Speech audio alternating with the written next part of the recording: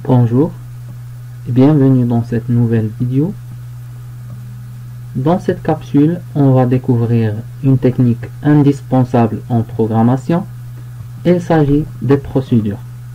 Donc notre thème d'aujourd'hui, c'est les procédures qui s'inscrit dans l'unité 3 de la programmation Logo. Pour les objectifs de cette séance, on va premièrement définir la notion de procédure. Ensuite, on va voir la syntaxe d'une procédure en langage Logo. Et à la fin, on va déduire l'intérêt des procédures en programmation en général et en Logo en particulier. Avant de commencer, j'aimerais bien rappeler les notions vues au cours de la dernière séance, c'est-à-dire le cours d'instruction de répétition. Si vous n'avez pas encore visionné la vidéo instruction de répétition, je vous invite à le faire avant d'attaquer les procédures. Donc la dernière fois, on a vu la notion de répétition. On a dit que la répétition est une structure de programmation qui permet de répéter une instruction ou un ensemble d'instructions un certain nombre de fois. Pour le langage Logo, sa syntaxe est la suivante. Répète n entre deux accolades la liste d'instructions qu'on souhaite répéter. N, c'est le nombre de répétitions. Par exemple, on peut faire répète 3 AV100 TD 120 pour tracer un triangle équilatéral.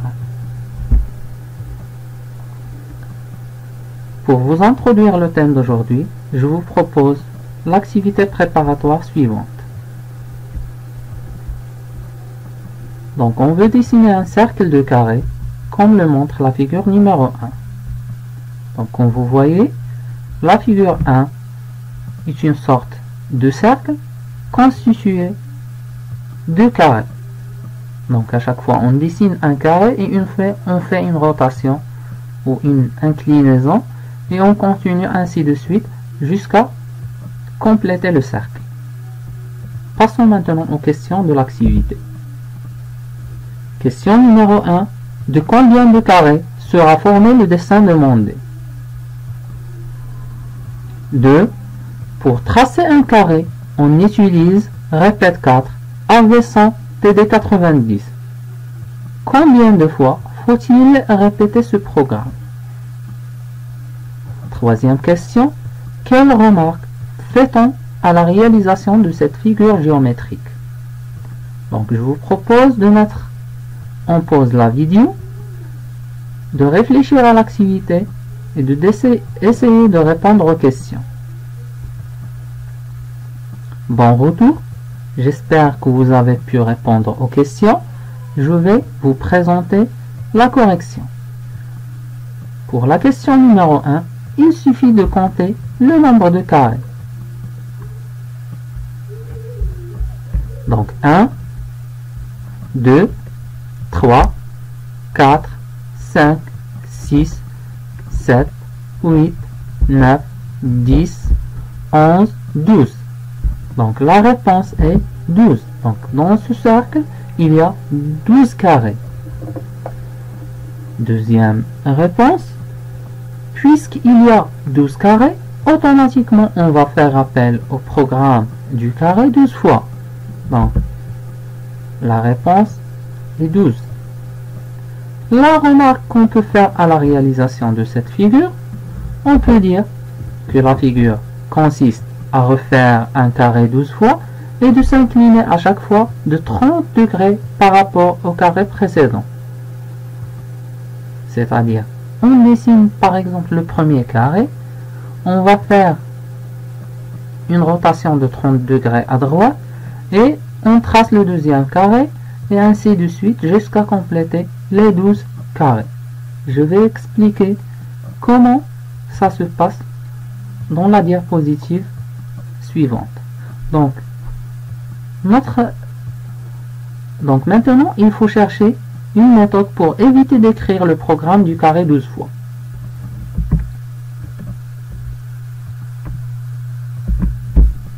Donc le cercle du carré est réalisé de la manière suivante. Premièrement, on va dessiner le premier carré. Et on va tourner à droite de 30 degrés. Comme ça, pour avoir deux carrés. On va continuer de cette manière pour créer 3 carrés, ensuite 4 carrés, jusqu'à atteindre 11 carrés, et finalement on va finir par 12 carrés, et c'est la figure demandée. Donc à chaque fois une rotation de 30 degrés. Certainement, vous vous demandez pourquoi il faut tourner de 30 degrés. Je vais expliquer la raison. Donc, on sait que le cercle a l'angle 360. Donc, pour compléter un tour avec les carrés qu'on va dessiner, il faut constituer un angle de 360. Notre forme géométrique est constituée de 12 carrés. Donc, on va diviser 360 par 12, on va obtenir 30. Donc, à chaque fois, on fait une rotation de 30. Donc, comme vous voyez, la figure demandée consiste à refaire un carré 12 fois et de s'incliner à chaque fois de 30 degrés par rapport au carré précédent. Donc, qu'est-ce qu'on va faire pour tracer cette forme? Donc, bien sûr, il est logique de refaire le programme du carré 12 fois. Donc, on va présenter la méthode suivante. La solution consiste à définir notre propre primitive. C'est-à-dire, on va créer une sorte de primitive personnelle. On va la définir. Et on va l'appeler 12 fois, au lieu d'écrire le programme du carré 12 fois. Notre propre primitive, c'est ce qu'on appelle une procédure. Autrement dit, la procédure, c'est une série d'instructions, c'est un programme qui va avoir un nom et qu'on peut appeler à chaque fois qu'il y a besoin. L'utilisation de procédure passe par deux étapes. La première étape, c'est la définition, c'est-à-dire la déclaration ou la création de la procédure. Et il se fait à l'aide des mots-clés pour F1. Ensuite, il y a l'étape de l'appel, c'est-à-dire le déclenchement de l'exécution de la procédure. Et il se fera simplement en invoquant le nom de la procédure, c'est-à-dire on va taper le nom de la procédure dans la zone consacrée aux primitives, comme on fait pour les primitives de base. La syntaxe d'une procédure en langage Logo est la suivante. Donc on a dit, on va utiliser les mots-clés pour F1. Donc voilà, pour F1. À côté du mot-clé pour, je mets le nom de la procédure. Et entre pour F1, je mets la liste d'instructions, c'est-à-dire je mets mon programme. Si on veut appliquer cette syntaxe à notre programme du carré, donc notre procédure sera comme suit. Pour, j'ai choisi comme nom de la procédure carré 100, j'écris le programme, répète 4, AV100 TD90 et je termine ma procédure avec fin. Je vous laisse maintenant avec une démonstration dans l'environnement Logonet pour voir comment on fait pour créer la procédure et pour l'appeler. Donc pour créer une procédure, on va aller sur le menu Outils. Dans le menu Outils, on va choisir Éditeur, c'est-à-dire les procédures. Il y a un éditeur consacré où on peut écrire nos procédures. C'est une sorte d'éditeur de texte. Donc je vais écrire le mot-clé pour, le nom de ma procédure, carré 100. Je vais écrire mon programme, répète 4, AV100, TD90. Je ferme la collade et pour que l'instruction devienne reconnaissable par l'environnement, il faut l'interpréter. Ici dans la zone de recherche, je peux trouver toutes les procédures que j'ai définies. Voilà, donc j'ai une seule procédure qui est carré 100. Je peux l'appeler maintenant comme je fais pour les primitives de base. Donc voilà, ma procédure est fonctionnelle. J'efface. Je vais essayer maintenant de créer le carré de cercle. Donc on a dit qu'on va répéter 12 fois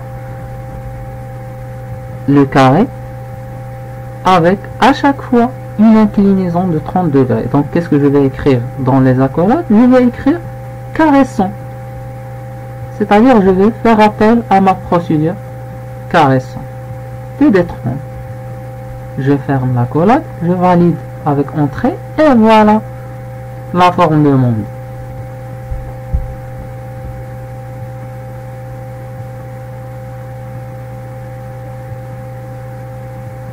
Donc j'espère que vous avez pu assimiler les notions relatives aux procédures, c'est-à-dire l'étape de la création qui se fait dans l'éditeur via le menu Outils.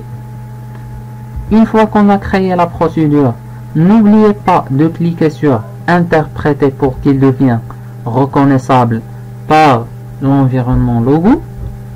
Et l'étape de l'appel, c'est simple, il suffit de taper le nom de la procédure dans la zone consacrée aux commandes. Donc maintenant, je vous invite à faire l'exercice suivant. Et question numéro 1, définissez une procédure triangle qui permet de tracer un triangle équilatéral de côté égale 100. 2. Utilisez la procédure triangle pour tracer la forme géométrique suivante. Donc, essayez de faire l'exercice. Il faut revoir la vidéo si vous n'avez pas compris. N'hésitez pas à me contacter si vous avez d'autres questions. À très bientôt. Merci pour votre attention.